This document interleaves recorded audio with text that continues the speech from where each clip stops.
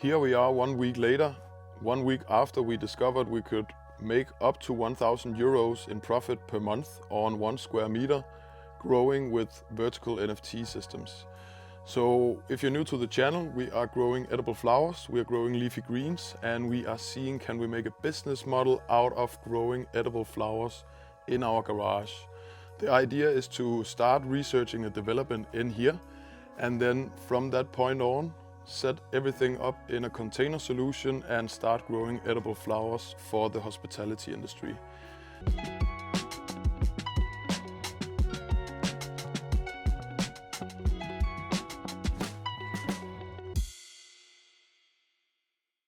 This week you can see the violas, they started blooming as well. You would see there's some minor changes to the system. So last week we had a full wall of greens, so everything was green and plants were stretching too much. So what I did was I cut back most of the plants, and what happened here is that we have a lot of less plant growth. You can see here, this is all the plants that I cut. I should actually remove this because this attracts flies a lot, so I will remove this today. And what we see here is, if you saw the last video, you would see that I harvested everything on the system. I took the violas, I left one of the viola plants grow wild, and then the rest I basically cut down because they started falling over. You can see this one started to fall over as well. But I cut back the violas, so the stems are very strong down here, and I hope that it will sprout up with new growth, and hopefully it will be flowers coming out because the plants have already been flowering, so they should be in the flowering stage by now. I also cut back some of the tagetes that we are growing. Tagetes that I didn't cut back, I gave this a lot of PPFDs, which means a lot of light, and to make sure that it grew short and then really dense. So this is what we've done here. With these ones, they stretched a lot, so I cut them back as well. Let's see if they are starting to produce flowers fast. I took this cornflower as well, cut it down, and as you can see here, if you've followed the last videos, we figured that we would have to produce 24 cornflowers each week, meaning 3 cornflowers per day on each of the plant pots.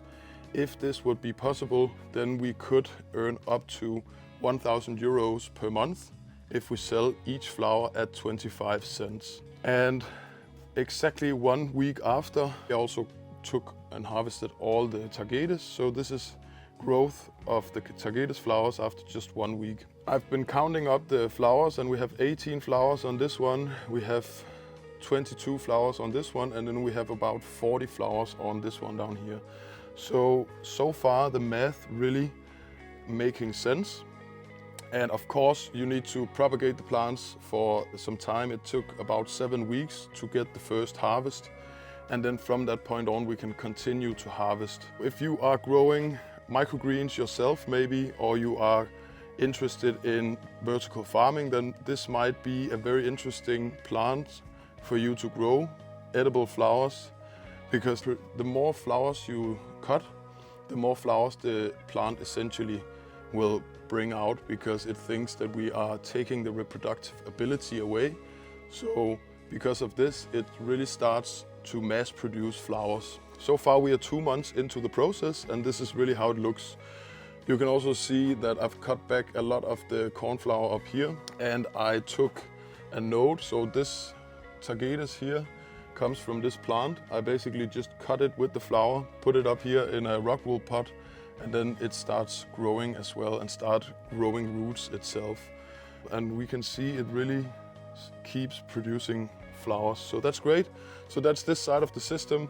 Please keep in mind that if you are interested in this setup, or if you are interested in hydroponic equipment in general, then visit nordichydro.com and you can find all the equipment that we use ourselves in these videos. Going over here, we started to produce red pak choi, white pak choi, and then we started growing some romaine for fun, some crisp salad, and some different types of lettuce heads. So this is how it's going so far.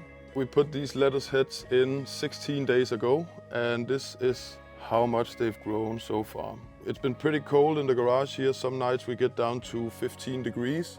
So that has also limited the growth of the salads a lot. If we had kept a warmer temperature, the flowers would also have been much more efficient, but sometimes it's not always easy to control the climate in a garage right next to the winter. As you can see, we have a lot of snow here in Denmark, and the temperatures has been down to -10, even -15 degrees some places in the country. The arugula here is really growing great, but it's like taking up too much space in my opinion, because it's stealing the light from this variety, and that's not really optimal. We've been growing calendula flowers as well. In the past videos, there was so much here it overgrew. So what happened here is that there was too much leaves, there was not enough flowers for the leaves, so we ended up having too much transpiration from the leaves, which means that the leaves emit water into the air and the humidity rises too much. So because of that, we removed the calendula flowers, and now we've been adding some new varieties of calendulas. And this one is really promising because it's very small and it already shows its flower heads. So this is really promising. If this continues like this, I would say that this would be an ideal variety to grow in a setup like this. But that's the process so far, and that's how the process is going. I hope that you have learned some stuff from this video. I hope you enjoy the journey. If you like this kind of content, then feel free to like the video and subscribe to our channel to watch more awesome vertical farming content. We love the idea of vertical farming here on the channel. We love the idea that you can grow and produce plants that have normally been transported a long way from where they're consumed. Up here in the cold north, we have some issues because we can't grow salad, leafy greens, herbs, stuff like that in the winter. But a setup like this would be ideal to grow and produce really high-end products that we can deliver.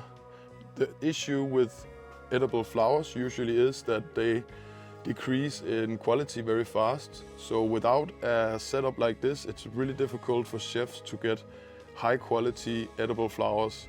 And from my experience, chefs love the idea of edible flowers. So this is what we've been growing so far. This is how it's going. And I'm happy and thankful for you watching the video, watching the channel. See you in the next videos.